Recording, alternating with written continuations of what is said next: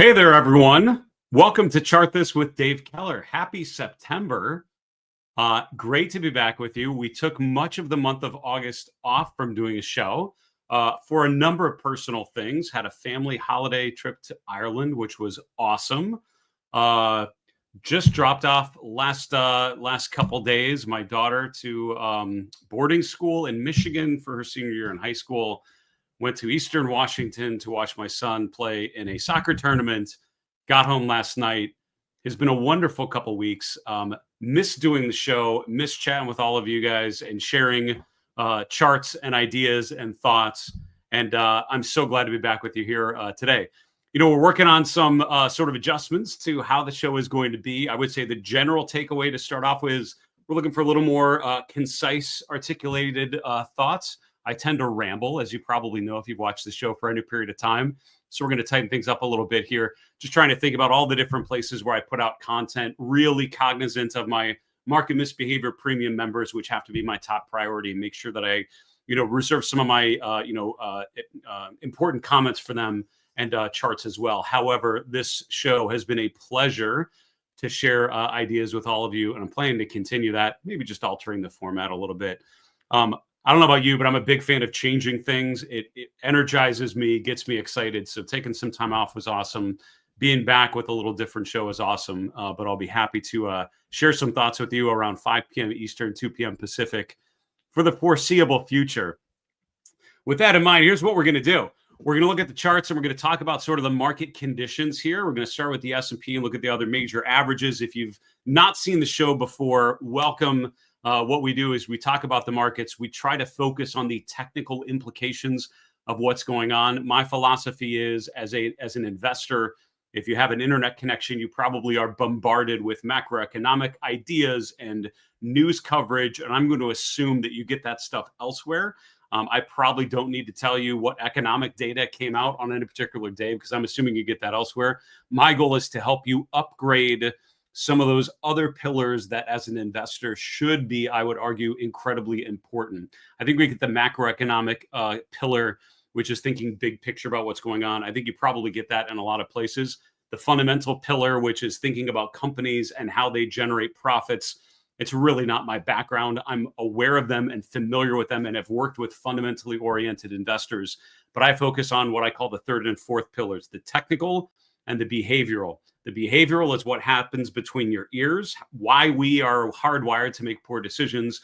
The technical tools are a practical set of tools to help you better understand what's happening and to understand how the markets are evolving, to focus on the message embedded in price action. I hope that helps complement what you're getting from elsewhere. And with that in mind, let's get to it. So to start off with here, obviously we ended, the month of August. I mean, I don't know if in a position of weakness. A lot of the themes we talked about going into my sort of 3-week hiatus still very much there, right? The market continuing to drift higher. August ended up being, remarkably strong, given what is often seasonally a pretty tough month. But you did see divergences in a lot of places. We're seeing right now divergences in breadth. They're still there, right? The market moving higher on weaker breadth conditions. We're seeing divergences in breadth, right? Where the market's moving higher on momentum, where the market's moving higher on weaker RSI values. And you're seeing that with the chart of the S&P. Still a divergence here, even after a couple of weeks. We've made further highs, but on weaker momentum. So everything is kind of setting up for a September, which is not even close, the worst of the 12 months on a seasonal perspective. Tends to be a rough month, and it certainly feels like, by my read, we're setting up for yet another September, period of instability. We've got some lines in the sand that I'll share with you here in a moment. But for today, we have the S&P down 0.7%, closing around 64.16, we'll call it. The NASDAQ Composite a little worse, down 0.8%. The Dow slightly better, but still down 0.6%. All the major indexes, except for Toronto, is up slightly, but all the major U.S.-based indexes were all in the red. The VIX actually moved up almost 2 full VIX points today. So the VIX is now above 17. Now, that's still kind of a low volatility environment, right? Anything below the VIX of 20 tells you low fear, low insecurity, Investors are fairly confident in terms of what the behavioral, what the options market are telling us. So VIX above 20 is a problem. I have a perpetual alert on stock charts to tell me anytime the VIX pops above 20, because that's something I've learned to not ignore. You ignore that sort of sign at your own peril. Your portfolio will thank you if you set an alert for when the VIX breaks above the 20 level. Looking at the fixed income markets, I read an article earlier about the bond markets, global bond markets, showing signs of strain, showing signs of, let's say, a lack of optimism. You can see that the TLT, which is a proxy for bond prices here in the U.S., down about 0.75%. Interest rates generally moving higher. The short end of the curve remaining stable, but the longer end of the curve kind of drifting to the upside. The dollar coming up about 2/3 of a percent. It's important to watch the bond markets here, right? And we're looking at the U.S. Fixed income markets. If you have the ability to look at global yields, that can be very, very helpful just to see if investors globally are starting to get nervous, if they're starting to get optimistic, and how that might be reflected in bond prices. For now, bonds rotating lower. September, of course, is the month of the next Fed meeting that's coming up here in a couple weeks. Market pricing in basically 100% chance that the Fed lowers rates by 25 basis points. We'll see what happens between now and then if additional data comes out. In terms of other signs of sort of a risk-off environment, gold ripping to the upside. The GLD was up over 2% today. Silver up almost 3% today. So the GLD and the SLV both breaking out. Gold made a new all-time high today. Yet again, we've remained constructive on the chart of gold just because the chart has remained positive. And what's happened here in the last couple months, gold was outperforming the stock market and still has year to date. But gold has been stabilizing, off of the April market low, particularly in June and July, while stocks continued higher. Now you're actually starting to see that change a bit, right? Stocks coming off today and gold pushing to the upside. That is certainly an emerging theme to watch. And again, not that gold and stocks can't all go up together. That has happened. It certainly has happened earlier this year. But when you start to see equities sell off and you start to see gold bounce, that certainly feels like investors are making a rotation into more defensive positioning. We'll see if that continues, but another theme we'll certainly be monitoring here. Cryptocurrencies, I continue to hear from good friend to market misbehavior, Adrian Zadunchik. He's the founder of the Burb Nest. I've interviewed him a couple times on my podcast and a number of times over the years. As he's a CMT and knows charts, but also is a crypto pioneer and knows that space very, very well. He is super not bullish on Bitcoin right now and suggests that September, seasonally, the weakest month. Q4 probably going to be very strong according to his work. So I have that in the back of my mind as I'm looking at the charts here. Bitcoin sold off over the weekend, and it's certainly shown some weakness in the month of August. Last couple of weeks have been a downward drift. Today, you're actually seeing Bitcoin drift higher, currently trading just above 111,000. Ether prices continue to outperform Bitcoin generally, currently trading just above 4,300. As a reminder, I do see some comments. I see some familiar names in there. Great to be back. Great to have you guys tuning in live. Those that are, appreciate you doing so. Any questions that come up as I'm showing any of these things or sharing some comments, just drop it in the comment section of any platform on which you're hearing this. I'll try to take a question or two at the end of the live stream. Anything we don't get to, we'll put it in the chart this mailbag. We're planning an all mailbag episode on Friday. And we hopefully will have time to answer your question there. So drop questions anytime they hit your brain. All right, looking at the 11 S&P sectors, not great. And only 2 of the sectors ended up in the green and not by much. Energy and healthcare finished slightly above the zero level. But again, not a big update for any of the 11 sectors. The real pain was on the bottom here where you see REITs down about 1.7%. Technology and industrials both down about 1%. In the first trading day of September. I mean, this isn't really, I wouldn't call this defense over offense. This is really more mixed, because you have energy and healthcare, which are kind of more, energy more of a cyclical sector, healthcare a little more defensive, consumer staples, very defensive, communication services, a lot more growthy. At the bottom, you have REITs, which are defense, technology, which is growth, industrial, which is a value sector.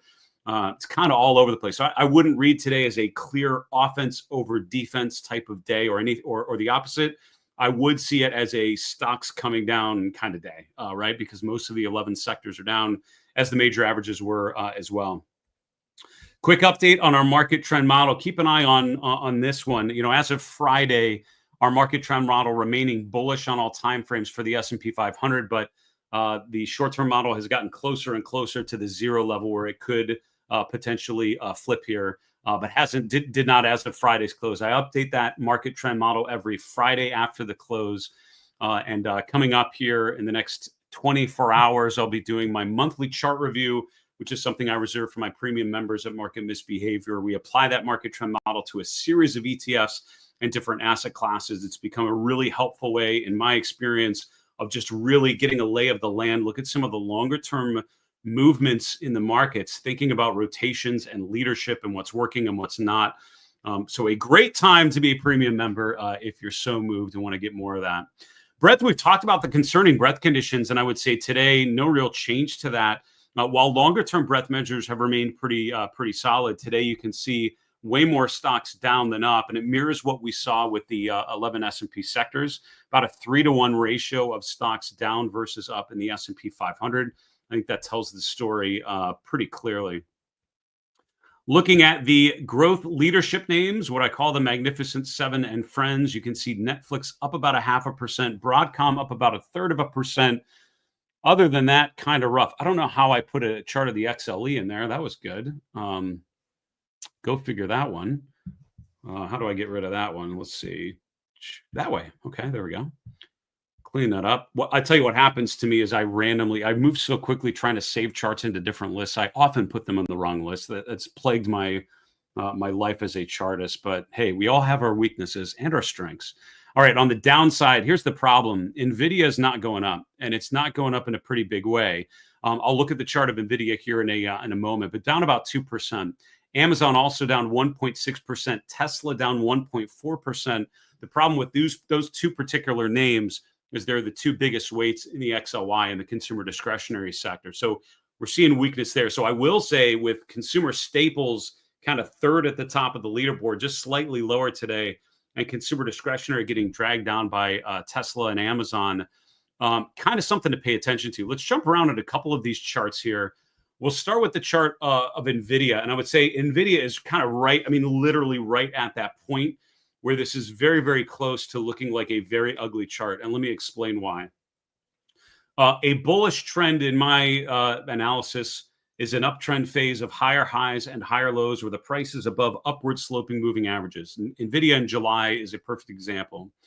A bearish chart is like what you see here in late March, where the price is making lower lows and lower highs, and we're below downward sloping moving averages, right? Two great examples just visually on the chart of Nvidia in the last 6 months of an accumulation phase or a bullish trend and a distribution phase or a bearish trend. What we've seen with Nvidia is it's actually going in that third direction, which is sideways. We're not going up, we're not going down.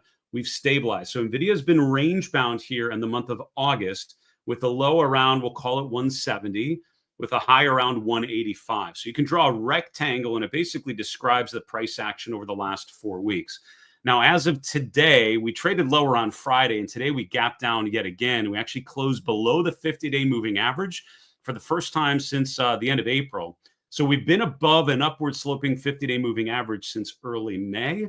That appears to be changing. Now, anytime you have like a test of support, I always look for a follow-through day. So right now, Nvidia below the 50-day moving average. We're testing this 170 level of support, which has been the low so far in August. We did close slightly below the 50-day moving average. The RSI is right at 40. In my work, this isn't enough to say Nvidia is a bearish chart. At worst, it's an okay chart because we're still range bound. But a valid breakdown below the 50-day, below support, a follow-through day tomorrow, for example, RSI breaking below 40. Those would be things that would tell me, no, we're now in a distribution phase because we're making lower lows and lower highs. So I think Nvidia, a key chart to watch always, but especially this week here. All right, we'll go to the heat map. As a reminder, I do see some comments and questions. Thanks for throwing them in here. Please put questions as they come up as you're watching the show. Those of you tuning in live have the ability to do that. If you're watching our replay on our YouTube channel, appreciate you watching.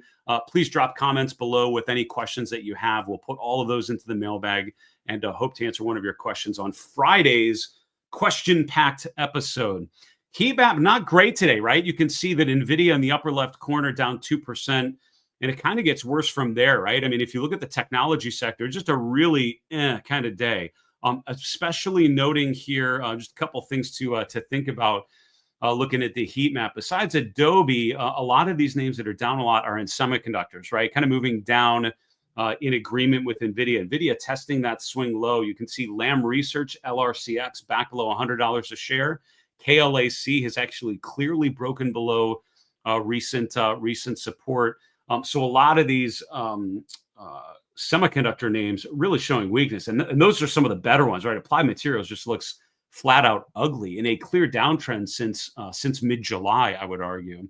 So the weakness in technology, a huge issue. Number one, because that's one of the biggest sectors. Number two, because this is the growth story that has dominated our thinking, certainly off of the April low. It's pretty much outperformed everything. Technology's been the stuff. That's been the juice.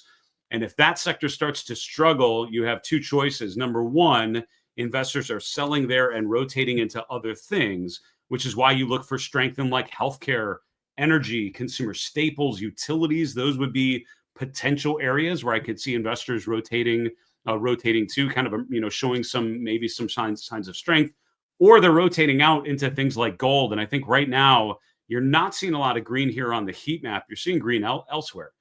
Particularly on the heat map, by the way, if there are three sectors I would have to pick that don't look horrible, consumer staples, just because like the big box retailers and like the tobacco names just haven't really broken down. They're holding their ground. So not great charts, but they're not bad charts. Energy, which is actually showing some remarkable strength. Look at the chart of Apache. If you're struggling to find a stock that's actually making new 3-month highs, APA and other energy names are actually getting it done. And then I'm looking at the healthcare sectors, right? Charts like Merck, which have been absolutely, ugly, despicable charts, going into, in the case of Merck, going into mid-May, but from there starting to rotate higher. This is where you're starting to see strength. So we talked before we took a break in early August about a leadership rotation, and I've not seen anything in the weeks that I've been on a break. And of course, checking in on the markets and doing some random content here and there. I'm seeing further and further signs of that rotation. Charts like Merck are still rough because they're below a downward sloping 200-day moving average, but they're really close to looking like a clear accumulation phase with nice upside follow through. And that's not what we're seeing. And we're not seeing a lot of those kind of charts.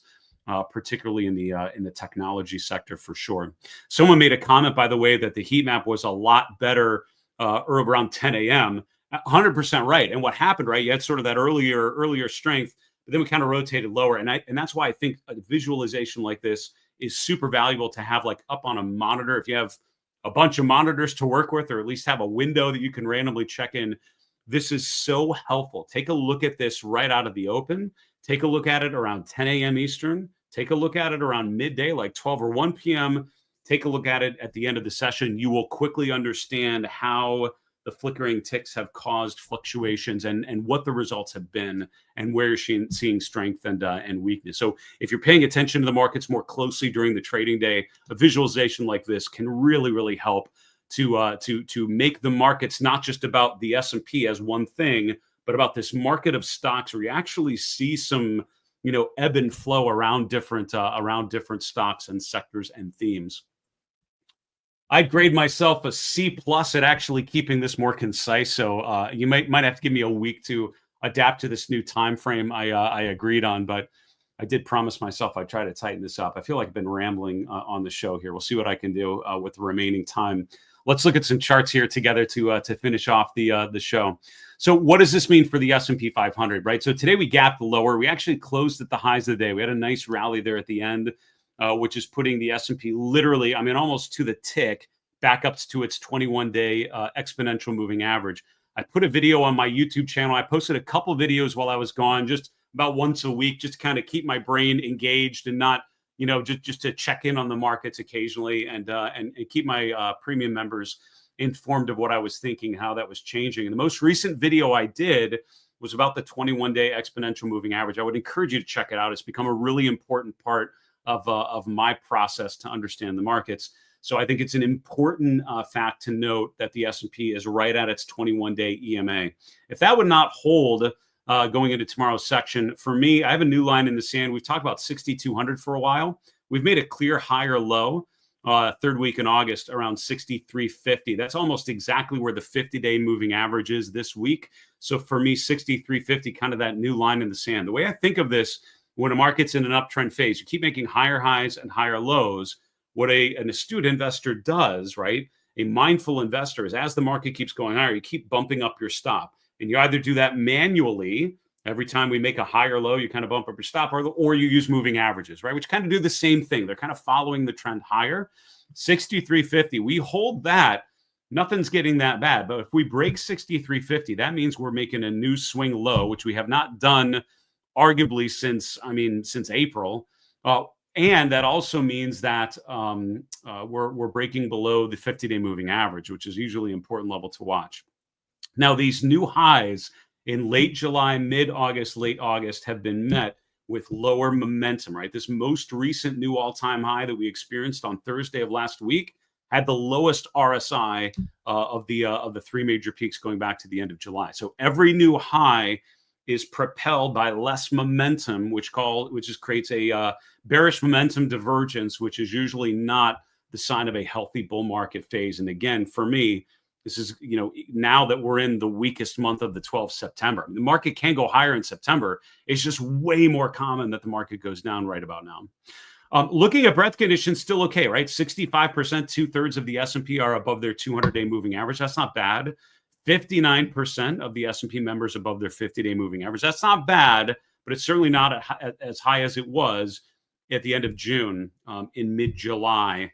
Just even a week ago, right? As we were making new highs, we saw stocks starting to rally. We're actually seeing this rotate lower here.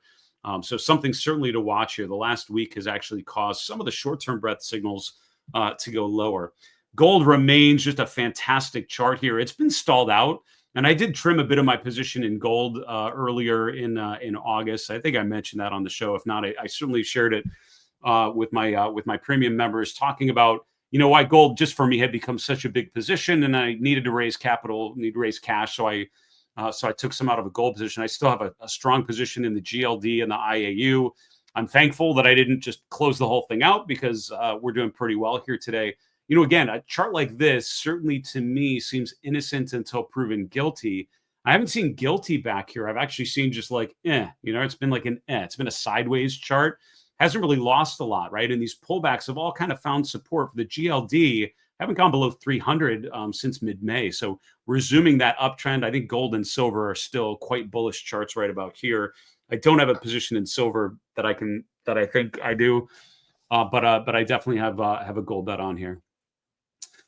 Two other stocks that I'll highlight for you, and then that'll be it. Alta, bullish engulfing pattern today, right? Yesterday, actually, that's Friday's session, sold off, went into the lows. This is around earnings. Earnings miss, sells off, closes below the 50-day moving average for the first time since mid-April. So this is a stock that's been in a primary uptrend. It hasn't broken below its 21-day exponential moving average since the middle of April. That's this little thin green line here.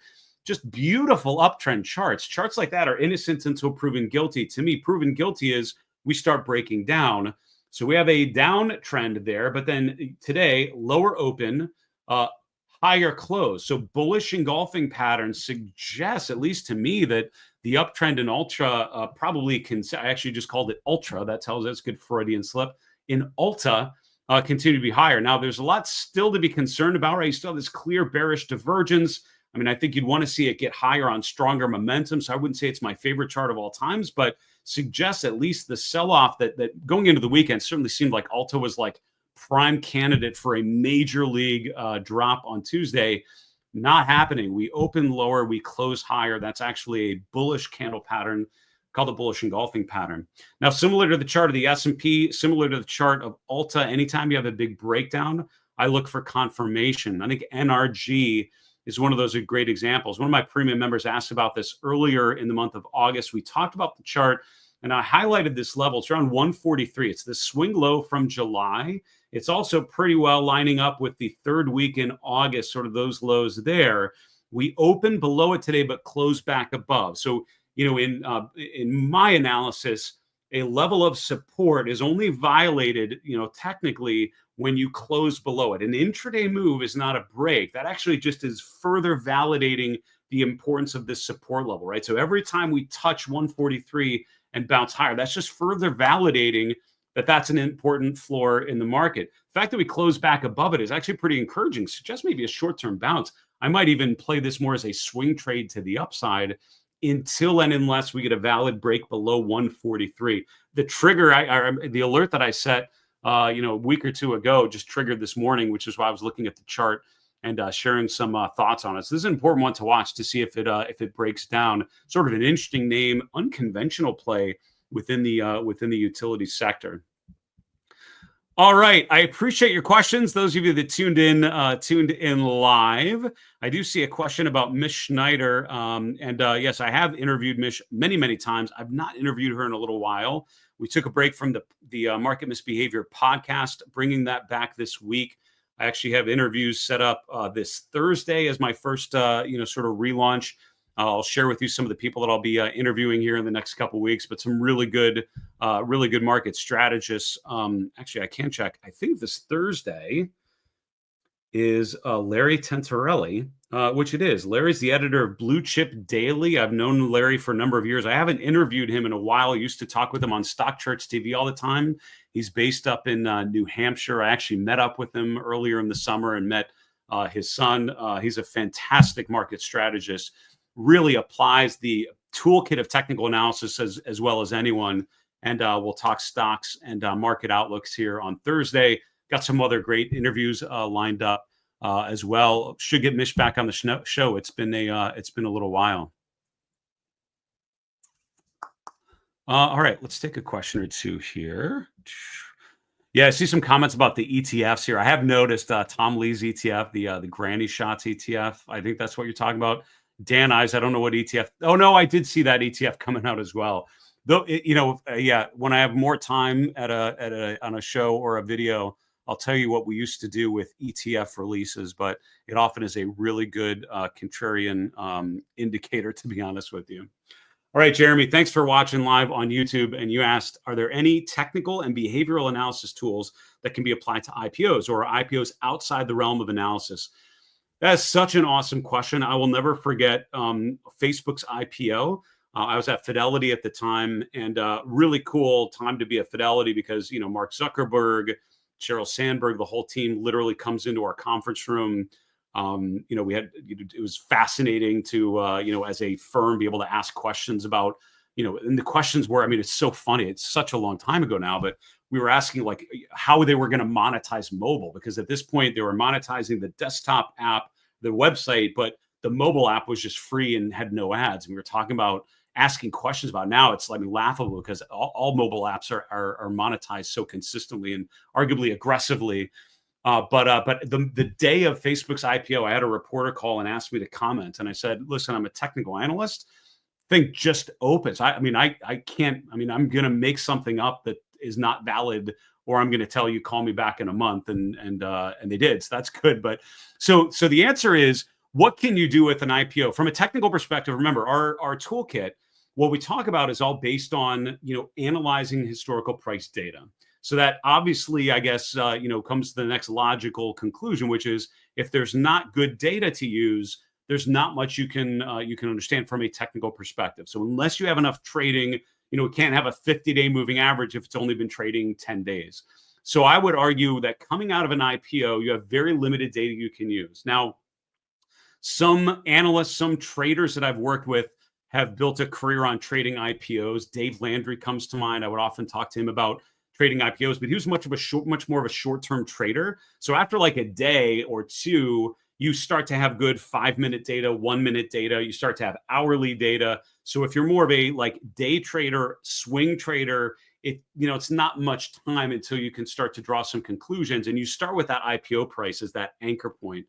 But as a more medium-term, long-term technical analyst, what I call myself more of a position trader, I really stay away from IPOs. Number one, because I find, having spent time at a big firms get a lot of access to a lot of shares at a really low cost. Usually retail investors do not. And now that I work a lot more with individual investors, it's just not an area that I think we have much of an advantage on. As institutions, you definitely could, because you could do private placements and things that allowed you to get earlier access. So for IPOs, I think you just have to wait. And I actually have a chart list on stock charts that I save, where I monitor those charts and start to wait until there's enough of a technical structure that you can say, okay, here's a clear support level, here's a clear resistance level. What can I apply some Fibonacci retracement? Like, how can I understand the structure? And, for me, it's usually a couple weeks before you can really start to draw that sort of a conclusion.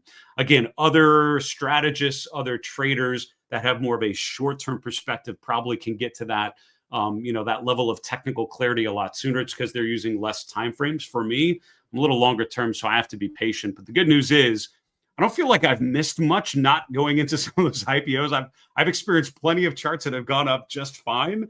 So I'm happy letting others play in that crowded pool. Having said that, that is it for the episode today. Great to be back with you. Please bear with me as I come back.